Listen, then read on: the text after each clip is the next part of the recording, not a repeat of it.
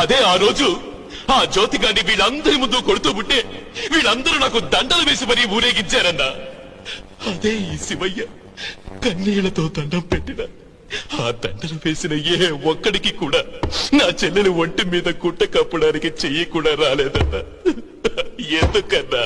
ఎందుకు? మనకెందుకులేనా? అలాగే నేను అనుకునుంటే వాడెవడో చెల్లెలు నాకెందుకులే అనుకునుంటే, వాడెవడో తోబుట్టువు నాకెందుకులే అనుకునుంటే, వాడెవడో అనాథ బిడ్డ నాకెందుకులే అనుకునుంటే, ఆ రోజు మూర్తి గారి చెల్లెలు నాశనమైపోతున్నా పట్టించుకునేవాడిని కాదు. అసలు ఎవళ్ళ విషయమో నాకెందుకులే అనుకునుంటే ఆ జ్యోతి గారితో నాకు విరోధం వచ్చేది కాదు.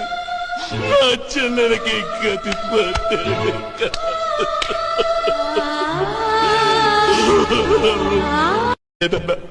అదే ఆ రోజు ఆ